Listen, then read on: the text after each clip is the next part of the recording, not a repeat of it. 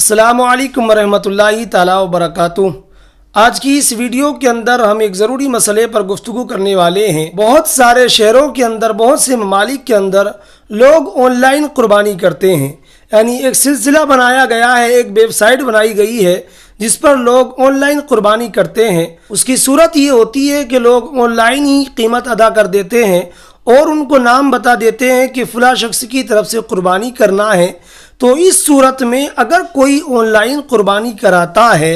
قیمت پہلے دے دیتا ہے اور نام بھی بتا دیتا ہے، تو کیا اس صورت میں قربانی جائز ہوگی یا نہیں ہوگی؟ کیا مسئلہ ہے، اس ویڈیو کے اندر آج ہم ڈسکس کرنے والے ہیں۔ تو سب سے پہلے آپ یہ بات ذہن میں رکھ لیں کہ آن لائن قربانی کرنا یہ جائز ہے، چونکہ قربانی کے اندر توکیل جائز ہوتی ہے، یعنی کسی کو وکیل بنا دینا، اپنی طرف سے وکیل مقرر کر دینا، یہ قربانی کے اندر جائز ہوتا ہے۔ مطلب یہ ہے کہ کوئی کہہ سکتا ہے کہ تم ہماری طرف سے قربانی کر دو، اس کو پیسے دے کر، نام بتا کر قربانی کی جا سکتی ہے، لیکن ایسے ہی نہیں کہ کوئی بھی آن لائن قربانی کرا دے اور اس کی قربانی ہو جائے گی، بلکہ یہاں پر کچھ شرائط ہیں جن کا پایا جانا بہت زیادہ ضروری ہے۔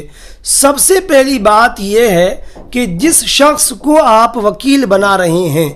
تو آپ کو قوی امید ہونا چاہیے، اندیشہ ہونا چاہیے کہ وہ شخص قربانی کرے گا ہی۔ دوسری بات یہ ہے کہ جس کو آپ نے وکیل بنایا ہے تو آپ کو یہ اعتماد ہونا چاہیے کہ جس جانور کی وہ قربانی کر رہا ہے وہ جانور عیب سے خالی ہوگا، اور آپ کو کامل اعتماد ہونا چاہیے کہ جس کو آپ نے وکیل بنایا ہے وہ انہی دنوں میں قربانی کرے گا جن دنوں کے اندر آپ کے یہاں قربانی کرنا واجب ہے، اور اگر اس نے کسی دوسرے دن کے اندر قربانی کر دی جس دن یہاں پر آپ کے یہاں پر قربانی واجب نہیں تھی، مثلا تھوڑا فرق تھا دن کے درمیان میں یا وقت کے درمیان میں، اور اس نے ایسے وقت میں قربانی کر دی تو قربانی پھر ادا نہیں ہوگی، ایسی صورت میں اس کی قربانی درست نہیں ہوگی۔ تو جو بھی وکیل بنا رہا ہے، کسی سے اگر قربانی کروا رہا ہے آن لائن یا جو بھی صورت ہو، تو آپ کو یہاں پر یقین کامل ہونا چاہیے کہ جانور تمام عیوب سے پاک ہو، یعنی اس کے اندر کوئی ایسا عیب نہ ہو جس کی وجہ سے قربانی نہیں ہوتی۔ المختصر جس طرح سے اپنے یہاں پر قربانی کی جاتی ہے